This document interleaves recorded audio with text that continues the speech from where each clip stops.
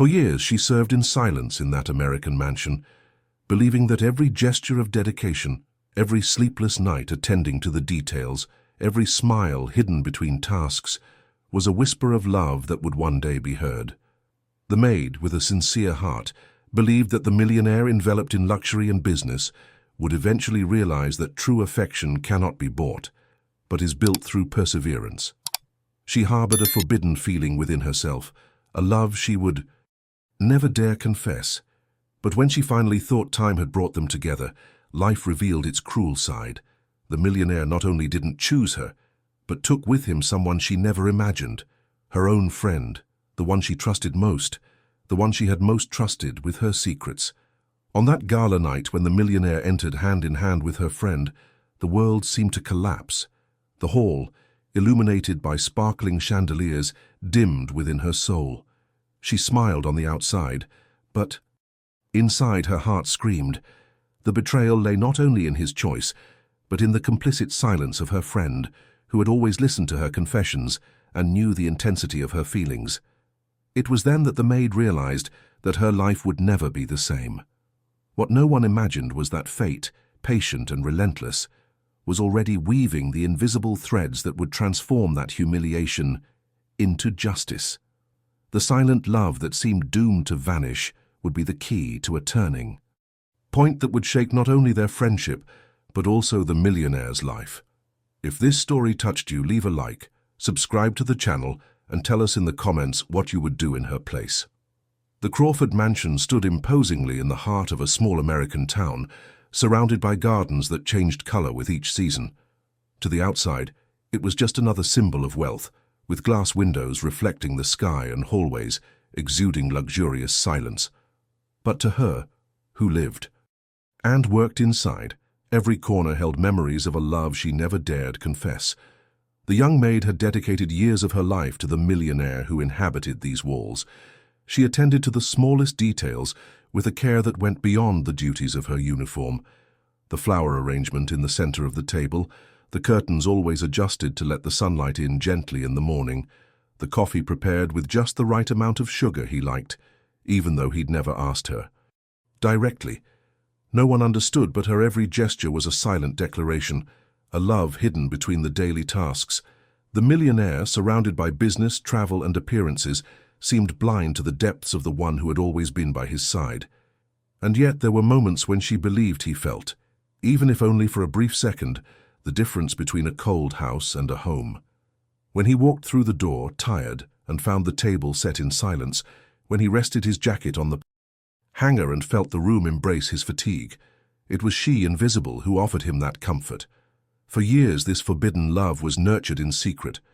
The maid never dreamed of jewels or titles, only of the gaze that would one day recognize her beyond her apron.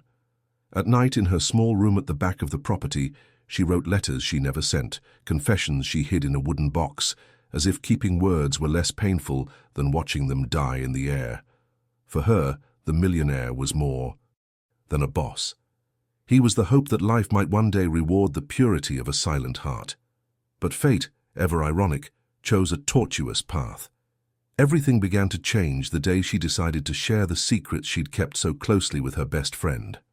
This friend, a constant confidant, listened attentively to every story, wiped away her tears, and seemed to understand the weight of impossible love. The maid believed that if she couldn't reveal her feelings to the man she loved, at least she could share them with someone she trusted. Little did she know that this gesture of surrender would be the seed of the greatest pain of her life. That night, as she prepared the dining room for a special dinner the millionaire would host, she found herself dreaming silently. The reflection of the candle flames on the crystal goblet gave her the feeling that hidden love could somehow find its way into real life. Her heart beat faster at the thought that perhaps one day, unexpectedly, he would turn to her. But the following days would reveal that fate has its own way of teaching, and that the greatest pain always comes from what we trust most. In the days that followed, the mansion's routine seemed the same as always, but the maid's heart held a silent hope. Her friend, the one who always accompanied her in nighttime conversations, had become the guardian of her most delicate secrets. Sitting side by side on a park bench or leaning against the modest porch of her house, the young maid recounted every detail of her millionaire boss, how he frowned when reading reports, how he adjusted his tie before leaving, how he seemed to carry a weight in his eyes that no one else noticed.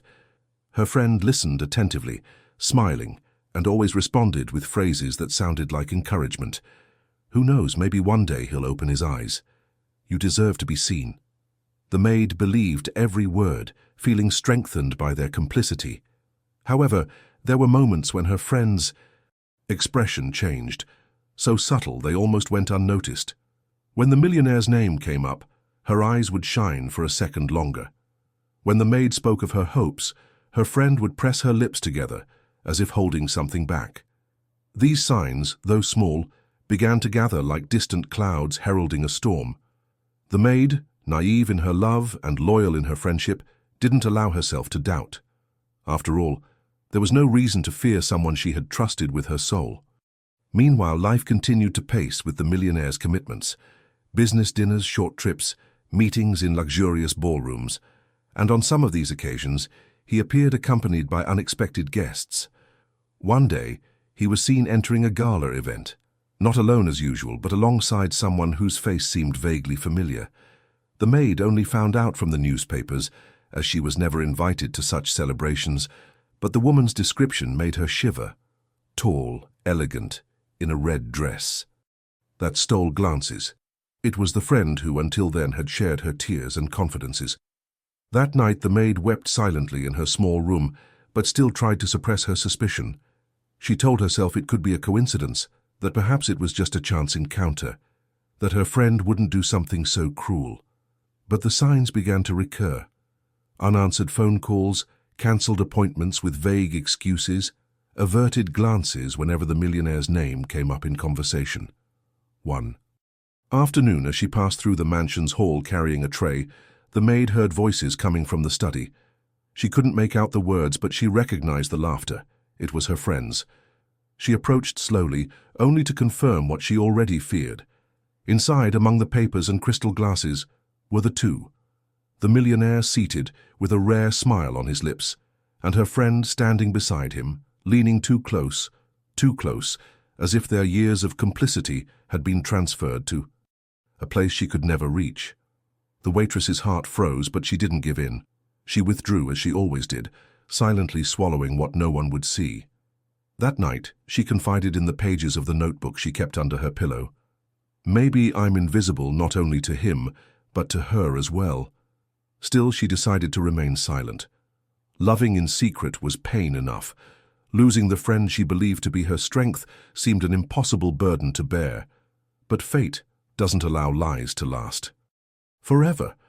With each passing day, the deception became harder to hide, and the maid, though she tried to ignore it, already sensed the shadow of a truth that would soon reveal itself with a force capable of changing everything. The signs stopped being whispers and began to speak loudly like glasses hitting marble. Her friend began to appear frequently, by chance. A delivery of documents, an invitation to coordinate ideas for a social project, a quick coffee that ended in hours at the office. The maid pretended not to see, but her body always knew first. Hands trembled as she adjusted the curtains and heard laughter in the background, and her heart sank when the elevator stopped upstairs and their footsteps receded together.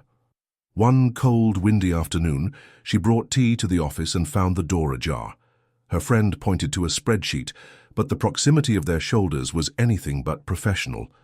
The millionaire smiled in a way the maid hadn't recognized, a new, recent smile.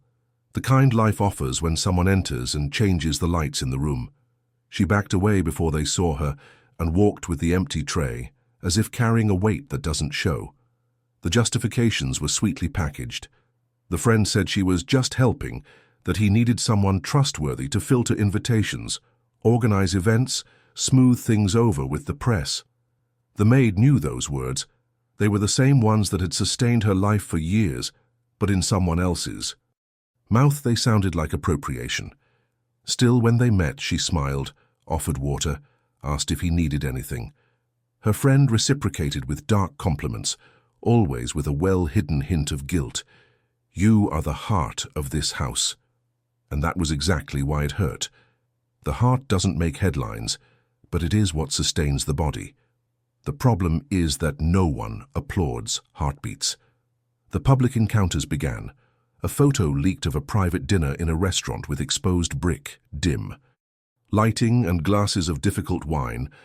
The caption read, "A promising partnership," and the image showed the two side by side, his arm resting lightly on her chair. The next morning, while wiping the kitchen counter, the maid saw the photo on a cook's cell phone and pretended it was just another news story. That night, however, hunched over the notebook where she jotted down what no one saw, she wrote in small handwriting that friendship has doors that should remain closed, and that love, when it finds no place, learns to keep quiet so as not to become ugly. There was also the short work trip to the coast, a weekend he used to visit an investor. They returned with the same raincoats in different shades, and a similarity from August, a certain intimacy between the lines.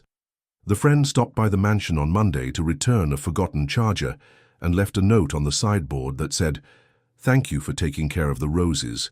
They remind me that everything blooms here." The maid picked up the paper to throw it away but hesitated. The phrase felt like an invasion. It was her task, her altar, her way of loving in silence being used as the backdrop for a romance that wasn't hers. The more the millionaire allowed himself to be involved, the more the house seemed to lose its tone. Meetings arose at the last minute. Decor changes were requested by text at 10 o'clock at night. Menus were remade at dawn because her palate demands something lighter. The maid obeyed, redesigning the day so that nothing was out of tune. And yet her friend found a way to redo what was already done, as if she needed to leave fingerprints on everything. Once, late one afternoon, her friend called her into the library and said, with the gentleness of someone who knows how to use a razor without damaging the fabric, "You do everything so well, that makes it easier for me to take care of what's strategic." The word chosen stung. Strategic, as if the care were petty and the ambition big enough to justify crossing the line. The millionaire seemed to be experiencing a belated discovery of enchantment. He laughed more in public, accepted invitations he'd previously declined, posted photos of sunsets with empty captions that, for some reason, drew applause. When he passed through the kitchen, he'd thank people for their tasks with a distracted wave, oblivious to the candles the maid lit on cloudy days to keep the house warm. And sometimes, between calls, he'd ask where. That person, the friend was, and the maid would tell him her schedule as if she were describing the script of her own loss. Confirmations came like unannounced rain. One night, he entered the mansion hand in hand with his friend, and the room, which the maid had prepared so many times in silence, welcomed them with a brightness that seemed made for that moment. The servants looked away out of respect. The friend smiled guiltlessly. He introduced her as someone very special. The maid, for a moment, saw everything through a glass. The flowers she had picked at the market, the tuned piano, the soft soundtrack in the background, the gleaming silver tray, everything that had come from her hands, supported the stage where her hope finally died. She didn't shed a tear there. She learned that certain pains are preserved so as not to become a spectacle. But fate, which slumbers and never sleeps, began to work through the cracks. At a brunch her friend organized on the terrace, an investor joked about Yes Day, and her friend laughed too loudly before saying that life sometimes surprises. Someone commented that she had always known where to aim. The millionaire didn't notice the involuntary venom, but the maid heard, and the words kept turning like a key deciding to unlock a door. The following week, a supplier called asking if they should send the bills to her new office, and the waitress understood that her friend was already staking out her territory. It wasn't just her heart at risk anymore, it was her foundations. In the early hours of the morning, alone, she went to the greenhouse to turn on a small light and breathe. The scent of roses brought her body back to its place. She didn't ask the heavens to choose her, nor did she wish for her friend to trip over her own heel. She simply asked that the truth have the courage to come out without causing more harm than necessary. In a corner of her work desk, that small print notebook received Another line, pain taught me not to scream. May justice come at the right volume. And as if the universe accepted the order, that same night an email mistakenly sent to the house's general address landed in her inbox, an attachment with a consulting contract naming her friend as an outside consultant, with a commission on partnerships the mansion had maintained for years. The numbers didn't match the memory of someone who writes down what no one sees. She didn't open any file. She simply printed the cover and kept it, not as a weapon, but as proof that intuition doesn't invent storms. It hears thunder in the distance. And the next morning, when the millionaire crossed the hallway with the smile of someone promised sunshine, the maid greeted him with the same respect as always. The day would go on like any other, clean dishes, gleaming silver, flowers arranged. But beneath the surface, a current was already stirring. Betrayal was no longer a rumor. Love, even if denied, now had a witness who no longer needed to doubt itself, and fate, patiently, prepared the first bend in the path that would lead the house back to its own truth. The official announcement came on a gala night, the kind where the entire city bows to the brilliance of a few. The ballroom of a luxurious Manhattan hotel hosted businessmen, politicians, and celebrities, and at the center of the scene stood the millionaire Crawford. Beside him, there was no longer any room for doubt. He introduced his friend as his new partner. Cameras flashed, flashes painted the room, and the maid, who was watching the event backstage, felt her heart tremble. It wasn't just the betrayal of a silent love, it was the betrayal of friendship, exposed in public without even a warning. Her friend smiled as if she had always belonged there, holding the millionaire's arm firmly, as if to stake her claim in front of the entire world. At the mansion, life changed. Her friend began to frequent the hallways as if she already owned the place, giving orders disguised as suggestions, criticizing decorations, suggesting menus. With each comment, the maid felt more invisible. Once, she heard a venomous whisper from her. "You take good care of the house, but now I take care of him." The words pierced like a knife, but were swallowed in silence, for dignity had always been her only armor. The millionaire, blinded by his charm, didn't notice the change. The attention that had previously been given to business was now divided between pleasing his new partner. He laughed more in public, spent more on events, and flaunted his happiness like someone displaying trophies. But the maid, from afar, sensed something no one else could.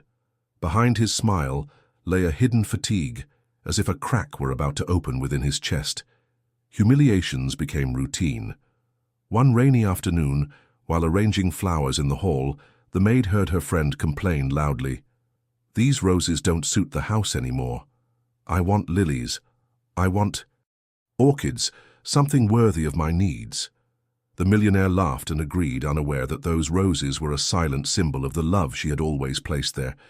The maid lowered her head and continued her work, saying nothing, but deep down, a flame of indignation began to ignite. The other servants noticed too. They commented in the hallways about how the new lady was changing everything, how she was transforming the mansion into a stage for vanity. Some looked at the maid with compassion, others with renewed respect, knowing she was the one who sustained the house when everything seemed to be falling apart. The gardener, an old man with scarred hands, once murmured, seeing her crying alone in the garden, "Flowers watered with love last longer than those that receive applause." It was during this period that small signs began to appear. Documents forgotten in drawers, bills without clear justification, meetings where the friend insisted on attending and suggested changes that sounded more like self-interested ploys. The maid, although powerless to intervene, mentally noted every detail, like someone collecting pieces of a puzzle that would soon reveal a larger picture. That night, as she lay in bed in her simple room, she wrote once more in her notebook of secrets, "I have lost friendship, I have lost hope, but I have not lost my truth. Fate still knows who I am." The cold wind blew in through the window and extinguished the bedside candle, and she smiled sadly, thinking that even flames seem to shatter when there is no reciprocity. What she didn't know was that, behind the luxurious curtains, the castle her friend had tried to build on lies was already beginning to crack.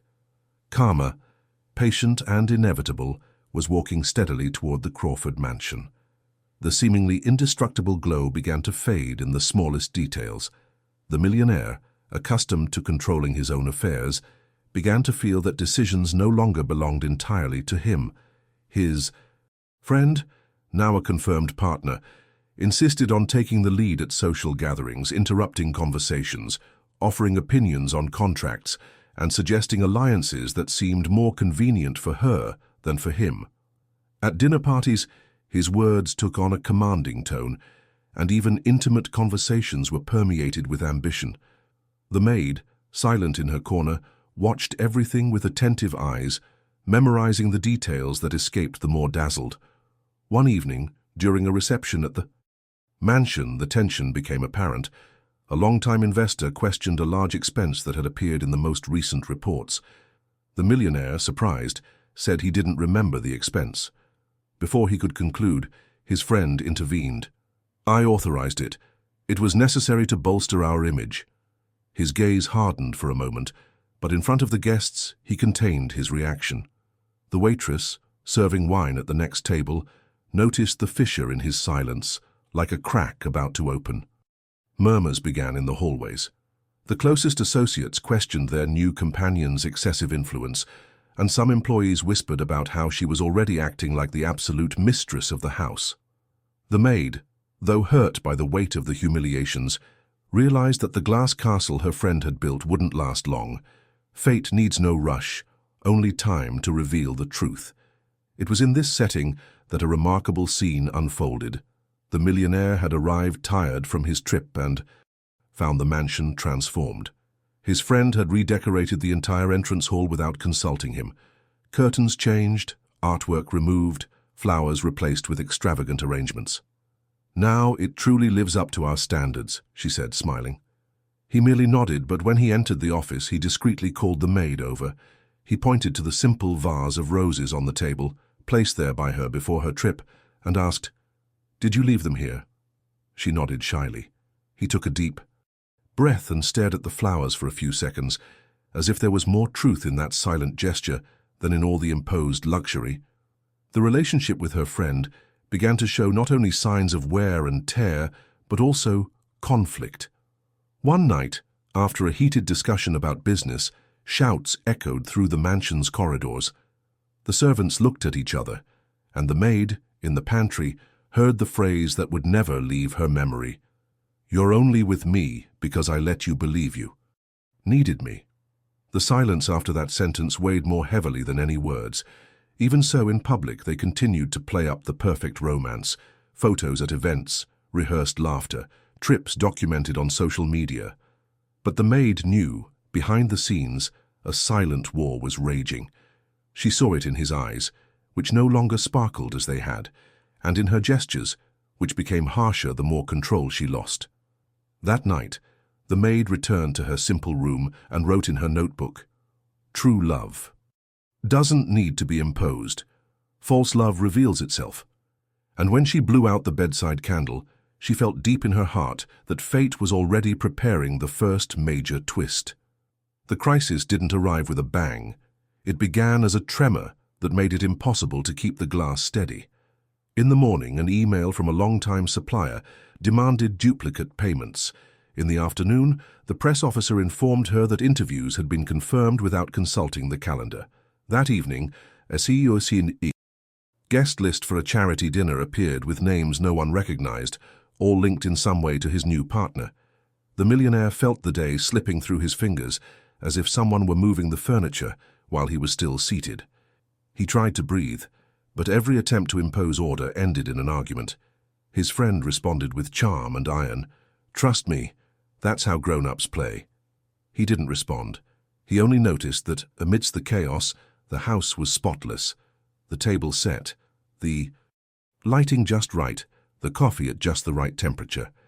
And like a persistent trickle of water, that constancy always came from the hands of someone who never asked for a stage. At dinner time, the floor became clear. A Chicago investor arrived early, and the room still sported the extravagant decor her friend had insisted on testing, overly tall arrangements that blocked conversation, scented candles that clashed with the aromas of the food, a soundtrack that drowned out voices. A glance exchanged was enough for the hostess to declare, "It's like this, it's a signature." Silently, the waitress removed 2 candles, lowered the vases, discreetly opened a window, and adjusted the music for a respectful backdrop. Within 15 minutes, the room was breathing. The investor noticed. So did the millionaire.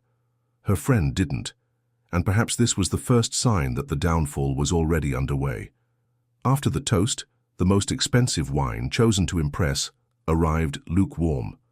The sommelier explained that the cellar had been opened hours earlier at his companion's request. The mistake would have been merely a stumble if the waitress hadn't appeared with an instant cooling bucket and a tiny smile, the kind that doesn't apologize. It resolves. The investor tasted it again and gave it a thumbs up. The millionaire nodded, undisguised relief. His friend bit the rim of her glass and smiled broadly. Behind the crystal, her eyes hardened to stone. The following days exposed the rift. Reports returned with erasures. Old partnerships were suddenly renegotiated. A museum invitation, once formal, returned with a note of broken etiquette at a recent event. With each new misstep, his partner offered explanations that demanded faith. The house, however, responded with small facts, the kind that save structures, the coffee that arrives on time, the meeting that begins with pre-poured cups, the flowers that don't trigger allergies in the guest, the napkins positioned for right and left-handed people. The millionaire began to see in the sum of the invisible a truth that the spotlight cannot sustain. One afternoon, it rained heavily, and the lights flickered. Her friend, at the top of the stairs, complained about the generator and demanded a solution worthy of a Crawford. The maid, without a scene, lit rows of tall candles, adjusted the curtains to take advantage of the sky's brightness, and placed discreet lanterns in the hallways. The hallway, once menacing, took on the beauty of an old movie. The dinner, which promised disaster, became a warm memory. Someone commented upon saying goodbye that the house has a soul. The millionaire listened as if receiving a confession. That night, when silence finally fell through the hallways, he crossed the pantry and found her checking a list in her notebook. "Do you always anticipate what could go wrong?" he asked, with a humility he was still learning to use. She looked up, undeterred. "I only write down what no one sees." He wanted to say he saw it, at least now, but saved the words for the right moment. The next day, the friend tried to regain ground. She announced in front of the team a rebranding of the family. New colors, new suppliers, new rules. It sounded like planning. It sounded like an occupation. He asked the maid to sign receipts on his behalf, to speed things up. And she, with a calm that had been there for years, replied that signatures in the house followed a procedure. That it wasn't a refusal, it was a record. The millionaire from afar listened and didn't intervene, but an old part of him, the one his father had left behind, nodded inwardly. The biggest shock came during a board meeting. When asked about a hiring process made without an internal bidding process, the member lost her temper and blamed the slowness of the house, pointing to the lack of a proactive approach from the support team. No one responded, but the weight of the injustice fell on the table. The older board member, who rarely speaks, cleared his throat. "Proactive approach is what saved us twice this week without fanfare. Perhaps it's good we learn to see." The sentence stuck, vibrating like a bell. The millionaire silently thanked him, not the board member, but the hand that catches candles before they melt on the linen. That evening he walked to the greenhouse. Rain had washed the glass, and the roses held drops like jewels. You remembered the early seasons when you mistook shine for value, and how quickly shine fades when it serves only you. On the other side of the glass, the maid was trimming a crooked branch. She didn't notice right away. She was focused on the curve of the stem, the right water, the oblique cut. He watched for a while, not as a master, but as someone who finally understands where the house stands when the wind decides to test the strength of its walls. When he returned to the office, the stack of papers seemed smaller. It was no longer a matter of choosing between beauty and effectiveness, between romance and pragmatism. It was about recognizing without speech what time had revealed. His partner was asking for a stage. The maid was giving him back the ground. And the ground, he finally admitted, is the only place from which one can rise without falling again.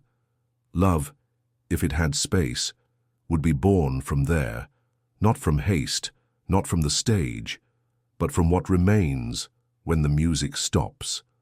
Karma, patient, awaited only the next step, to show in its own way that every choice has weight and every home a root. The charity dinner downtown seemed like the perfect occasion to reaffirm the couple's image. The friend chose a deep red dress, shimmering beneath the golden chandeliers, and entered the room with the millionaire at her side, smiling as if all the applause belonged to her. The cameras captured every gesture, every tilt of the face, every raised glass. But what should have been a spectacle of triumph turned into the first visible crack in her mask. During an impromptu speech, addressing the investors present, she lost her composure. She promised amounts that hadn't been approved, mentioned projects that didn't exist, and used the family name as if it were her own brand. The words echoed through the room with a strange weight. There were whispers, exchanged glances, and an uncomfortable silence that settled among the guests. The millionaire realized it too late. He tried to deflect the situation, thanking everyone for their presence and hurriedly ending his speech, but the damage was done. Upon returning home, an argument was inevitable. "You can't expose me like this, making up promises in front of serious people," he said, exhausted. His friend, instead of backing down, snapped, "If it weren't for me, you'd still be just a lackluster heir. I'm the one who put this house on the map." The venom-laced phrase echoed through the mansion's silent corridors. The maid, who was preparing the dining room, for the next morning, heard every word, and for the first time felt not only pain, but the strange calm of someone watching fate set the pieces in motion. In the following days, the house began to react in small gestures. The driver, who had previously waited for direct instructions from his partner, began reporting only to the boss. The kitchen maid, while preparing tea, again asked the maid for the correct amount of sugar. The gardener, while arranging the plants in the hall, commented in a low voice, "Roses last longer than flash in the pan." Nothing was said openly, but every action showed whose side they were on. The millionaire also began to notice the difference. He noticed how the atmosphere became more harmonious when his friend didn't interfere, how the guests felt more at ease when the care came from the maid's invisible simplicity. On the other hand, he felt the weight of the comments coming from outside. A partner told him, "Your partner is charismatic, but she seems too anxious for the stage." Another investor discreetly advised, "Reconsider who speaks on your behalf. Sometimes their brilliance dazzles rather than illuminates." The friend, feeling threatened, began to react more harshly. She increased the tone of her criticism of the maid, accusing her of being slow, old-fashioned, and lacking in modern vision. She ordered unnecessary changes simply to reaffirm her position. But the maid, true to her nature, obeyed silently, with the serenity of someone who knows that time is the most unforgiving judge. And each humiliation, far from destroying her, only strengthened her before the watchful eyes of the household. The trigger came at a luncheon with local political figures.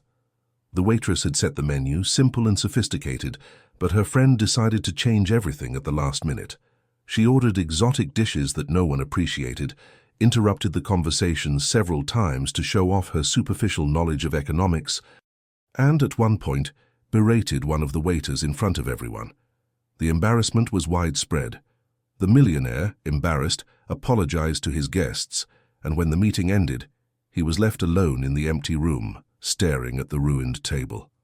At that moment, he saw the waitress discreetly clearing the plates, silent as always. There was more dignity in that simple gesture than in the entire evening's performance. That morning, for the first time, he didn't look for his companion. He walked to the greenhouse and stood before the roses, remembering how the house seemed to breathe when it was in the care of the maid. The cold wind blew through the glass and brought a painful clarity. His friend's charm was only a facade, and her mask was already beginning to shatter. Karma was approaching, and the house, silent, had already chosen who it would stand by when the final act was revealed. The collapse began silently, like a crack spreading through glass until it could no longer bear it. Newspaper headlines, which had previously been about the millionaire and his new muse, began to change tone. First, a discreet note on a financial blog pointed out excessive spending on events that had no visible return.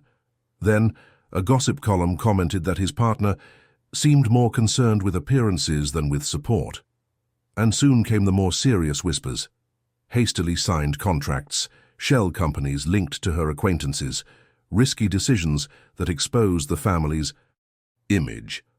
The millionaire tried to keep quiet, but with each new piece of information he felt more betrayed. In the mansion, the mood soured. Her friend, once elegant and calculating, now let loose furious outbursts in front of everyone. She complained about the wine served, the flower arrangements, the order of the tasks, as if humiliating the maid could restore the control that was slipping from her grasp. One morning, upon finding the young woman organizing documents for the administrator, she snatched the folder from her hands and said loudly, "There's no point in pretending to be efficient, you'll always just be the maid." The silence that followed was heavy. Everyone in the hall heard. The millionaire, descending the stairs at that moment, stopped in his tracks. He said nothing, just stared at her with icy eyes. The embarrassment was greater than any response. The evidence began to pile up almost cruelly. The administrator found duplicate invoices issued in the house's name, but intended for a newly created company linked to an acquaintance of his partner. The lawyer, upon reviewing contracts, realized that clauses had been changed without formal approval, always to the benefit of third parties. With each new discovery, the millionaire felt the ground beneath his feet giving way. He sought explanations, but her answers were always stock phrases. "That's how you play big. You need to give me confidence. Without me, you'd go back to being just another forgotten name." Meanwhile, the maid stood firm, sustaining the mansion with her silent routine. She was the one who noticed that certain reports were out of order. She was the one who noticed that boxes of wine had disappeared from the inventory and reappeared at private events organized by her partner. She was the one who unintentionally heard the definitive phrase when she passed by the office, "He doesn't need to know as long as the check hits the account." She kept it to herself, as always, but felt the weight of confirmation of everything her heart already intuited. Tensions reached a peak during a dinner with board members of a philanthropic foundation. His wife, in her speech, exaggerated her promises, guaranteeing resources that didn't exist. One of the board members, suspicious, asked for documents. The millionaire, under pressure, promised to present them the next day. Upon returning home, he found his desk overflowing with contradictory reports and signatures he didn't recognize. For the first time, he couldn't help but wonder, had he built his recent life on a carefully planned lie? The maid found him sitting in the office, his head in his hands, surrounded by papers. She didn't dare enter, simply leaving a cup of hot coffee on the table and leaving without a word. But that gesture, so simple, was like a beacon in the darkness. While her companion made excuses, it was the maid who silently maintained what remained of order. The next morning, definitive proof arrived like a blow. An email leaked to the press showed his partner negotiating on the millionaire's behalf without his authorization. The scandal was immediate. The newspapers no longer spoke of glamour, but of manipulation, fraud, and unbridled ambition. The mask had finally slipped. The millionaire, wounded and humiliated before the world, realized too late how much he had ignored the obvious. The waitress, always invisible, always faithful, stood there, intact, while everything that shined crumbled. Karma, silent but sure, began to exact its price for every choice made in the dark. The inevitability of the downfall gained a name and a timetable when the first headlines stopped talking about rumors and started to feature evidence. Serious newspapers cited documents, financial blogs dissected contracts, and social media amplified the echo. The millionaire, pressured by his partners, called an extraordinary meeting in the mansion's library. The long table, where wine and flowers had previously lined the table, was now occupied by folders, reports, and laptops with lit screens. His friend tried to sit next to him, but one of the advisors, polite and firm, indicated the opposite chair. Small movements herald big changes. She spoke first, with the same velvety tone that had enchanted audiences. She blamed a misunderstanding, attributed responsibility for the contracts to third parties, and said the numbers would resolve themselves. But the spreadsheets, cold as steel, didn't know how to smile. The legal department projected a sequence of emails with non-existent approvals onto the screen. The administrator displayed duplicate invoices. The head of security listed late-night access. Amidst the turmoil, the maid entered only to refill water glasses and pick up dropped papers. She didn't look away, didn't seek comfort. It was the presence of someone who knows the truth, doesn't need to shout to be heard. In an attempt to survive, the friend resorted to her oldest weapon, a rumor. In a gossip column, an anonymous insinuation surfaced that an employee had facilitated leaks in exchange for favors. The scam, if pulled off weeks earlier, might have worked. Now, however, the house already knew. The fire department's technical report on the generator sabotage, the internal audit and even camera footage disproved the hoax. The journalist backed down within hours. The partners, who came to the team's defense, requested a written retraction. The lie, exposed to the light, lost its luster. Gradually, the millionaire's perception transformed into a stance. In a succinct press conference, he took responsibility for his mistakes and, without naming names, declared that brilliance without roots will have no place in his life or his business. The phrase, repeated discreetly in the hallways, sounded like an oath. That night, when he returned to the mansion, he found the pantry silent and the maid wrapping cutlery in napkins. He paused, not as if resting, but as if grateful. He made no speeches. He simply stacked the last pieces with her and, in this small partnership, cemented something greater than any public statement. The friend, realizing her ground was disappearing, alternated between pleas and threats. She appeared with a proposed confidentiality agreement that would free her from lawsuits in exchange for mutual silence. In the same folder, hidden among the pages, was a draft profit-sharing agreement for a foundation that hadn't even been established. The lawyer closed the folder as if closing a door. The older advisor summed it up. When the stage collapses, only the floor remains, and the floor isn't negotiable. She exploded, accusing everyone of ingratitude, and tried to regain control of the corridors with the same haughtiness as before, and found only neutral doors. Meanwhile, the mansion was returning to normal. The driver had returned to checking routes with the maid. The housekeeper was asking her about service. Hours the gardener was announcing that the roses in the entryway were just the way the house likes them. No one proclaimed leadership. The organization reorganized itself where it had always been, in the hands that care for the invisible. And on a cloudless afternoon, when the partners arrived to decide the future of their relationship with their partner, it was the maid who had, without thinking, placed the vase of low flowers in the center of the table. Nothing to obstruct the view. Everything that evoked humanity. The decision was made in minutes: immediate dismissal, external investigation, recovery of funds, and, most importantly, restructuring of processes so that the house would no longer depend on glitter to function. The friend left through the front door with a cracked smile, promising to return with lawyers. Maybe she would, but it no longer mattered. The invisible pact between those who support and those who learn to see was signed elsewhere. That night, the town spoke of scandal. In the mansion there was talk of hotcakes and fulfilled lists. The millionaire passed by the greenhouse and found the maid watering the plants as if she were watering history itself. He stopped beside her and asked if she needed help. She held out her pruning shears without looking, as if giving way to someone who finally belongs. He trimmed a dead branch, and the rose responded by spreading half an inch wider. It was little for the newspapers. It was everything for those who understand that upheavals are measured in new roots. The world outside would demand dramatic endings. The house, however, knew that the deepest justice happens like that night, with silence, bread in the pantry, the right water in the jug, and a flower that decides to stay. Karma doesn't write in capital letters, it writes in the details that endure. And, as the door closed behind the sound of those leaving, the mansion breathed as if finally remembering the name of its own heart. The days that followed were spent slowly rebuilding, like someone picking up the shards of a precious vase, and reassembling it, not to hide the cracks, but to honor them as part of history. The millionaire, pressured by the press and the board, took responsibility head-on. In a brief nationally broadcast interview, he offered no excuses.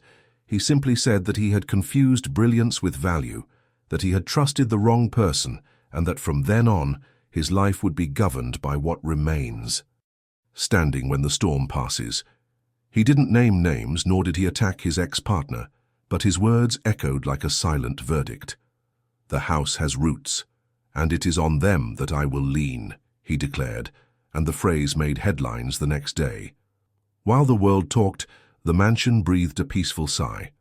The atmosphere, previously charged with harsh orders and invisible tensions, regained its rhythm of simplicity. The servants once again conversed among themselves without fear of judgmental glances. The gardener whistled as he tended the flowers. The maid giggled discreetly in the pantry.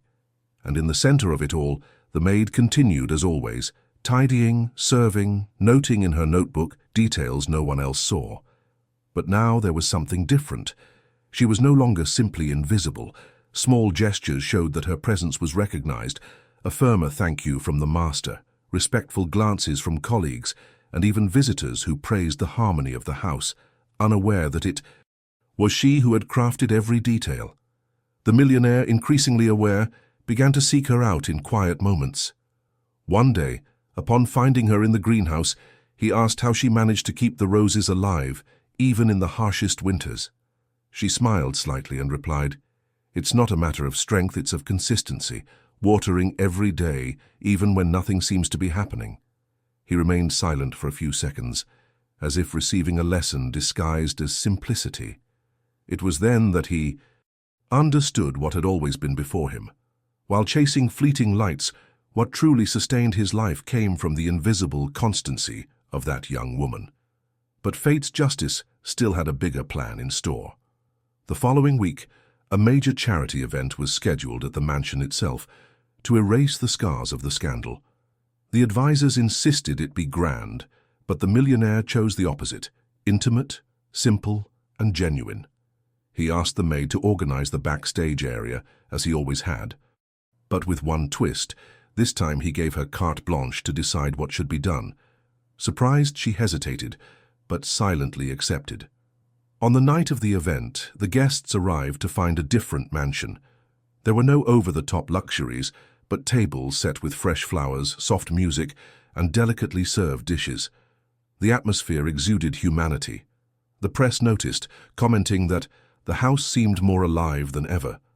No one knew it, but it was the mark of the maid's invisible hand, who, without seeking a stage, had transformed the space into a real place. As the guests milled about, the millionaire watched. He saw how everyone praised the harmony, how the smiles were more genuine than at previous parties, and at one point, his eyes met hers, standing at the edge of the room watching from afar as always. He nodded, a brief gesture but full of gratitude, and she, without saying anything, lowered her eyes and smiled discreetly, knowing she didn't need speeches to acknowledge the truth. The event ended as a turning point. The press reported the following day, "Crawford rediscovers his roots." But inside the house, the lesson was deeper. The millionaire understood he faced a greater choice. He could continue treating this young woman as merely part of his routine, or finally recognize that there was something in her that money could never buy. Patient karma was already preparing the final trick. Soon, fate would reveal how every tear swallowed in silence would be returned in the form of poetic justice. Fate, which rarely offers explanations, decided to offer one last meeting. A few weeks after the event at the mansion, a foundation board meeting was called in an auditorium in downtown Manhattan. The millionaire knew the press would be present, and that his ex-partner, in her desperation, would try to show up. That's exactly what happened. She arrived before him, wearing an imposing dress, impeccable makeup, but with the weary look of someone struggling to keep alive a flame that has already died out. The press, eager for conflict, surrounded her with flashbulbs. She smiled, posed, spoke of misunderstandings, and promised that everything would be cleared up. But the room seemed indifferent. People watched her as if watching the last act of a play whose plot no longer surprises. When the millionaire entered, the mood changed. There was no extravagance in his demeanor, only sobriety. He greeted his colleagues, discreetly thanked everyone for coming, and took his seat. His ex-partner tried to approach but was restrained by security guards who had instructions to avoid embarrassment. He looked at her for a moment, just long enough for her to understand. There was no more stage, no more space, no more return. That brief look, without anger or passion, was the final blow. Worse than a scandal is being ignored by the heart you once wanted to possess. Meanwhile, the maid was there, not in the front row, not in front of the cameras, but behind the scenes, helping organize the reception, checking that the guests had water, that the microphones worked, that the flowers were fresh. She was the one who discreetly adjusted a counselor's name tag. She was the one who noticed the jammed side door and called someone to fix it. She was the one who maintained the invisible order that ensured the event ran smoothly. Unbeknownst to her, she was already an essential part of the narrative. While her companion tried to shine and faded, the maid held up what remained standing. In his opening speech, the millionaire surprised everyone. He didn't mention numbers or grandiose plans. He simply said that he learned, the hard way, that trust is the most valuable asset there is, and that the foundation would only exist from then on based on transparency and truth. He mentioned, without naming names, the hands that keep the house standing even when the spotlight is elsewhere. Those present understood the metaphor. The press picked up on it, and the message spread. The major turnaround was not just business-related but moral. The ex-partner, upset, tried to interrupt, standing up to speak. She said she still had documents, that she could prove her innocence, that she was being wronged. The silent audience listened for only a few seconds before a counselor reminded her that she no longer had the right to speak. The humiliation was public, but Ethan's reaction was even stronger. There was no contempt, only absence. He simply continued, ignoring her as if she were already a shadow. And perhaps that was the worst punishment, realizing he no longer mattered. From the back of the auditorium, while discreetly picking up a fallen glass, the maid watched the scene. She didn't smile, didn't cheer, didn't celebrate. She simply understood that fate had played its part. Karma doesn't need revenge. It only needs balance. And in that moment, everything balanced out. As he left, the press crowded around the millionaire, demanding his statements.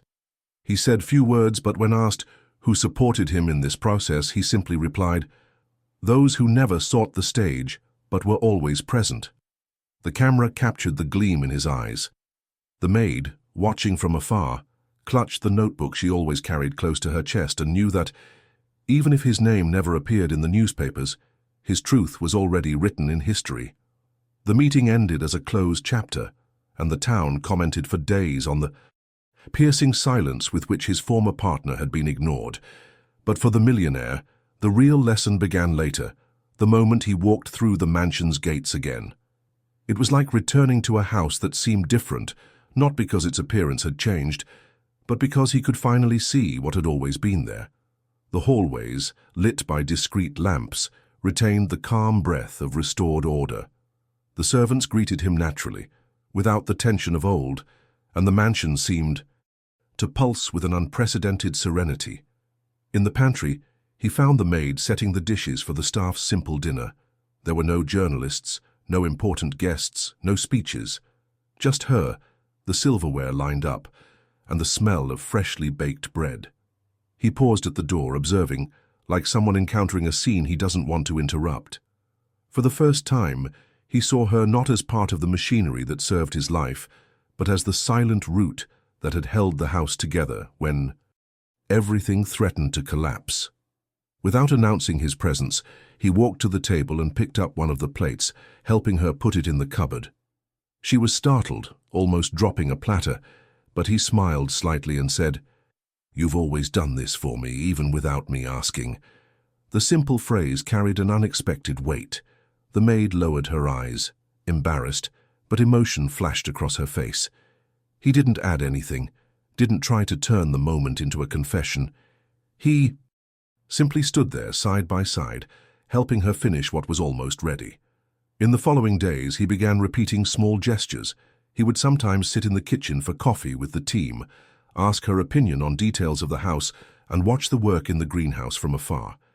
These weren't declarations of love or role changes, but signs of a new outlook, the gaze of someone who finally understood that true value lay not in lavish parties or forced smiles, but in the constant care, offered silently. One afternoon he brought an old box he'd found in his father's office into the greenhouse. Inside were letters, scribbles, and unfinished projects. Among them, a handwritten note. "Never forget to honor those who support your foundation. Without roots, the tree cannot withstand the wind." He handed the note to the maid, saying simply, "I think my father was talking about you," without realizing it. She read it, unable to hold back her tears, and clutched the paper like someone holding an inheritance that cannot be measured in money. The mansion slowly reorganized itself around this new axis.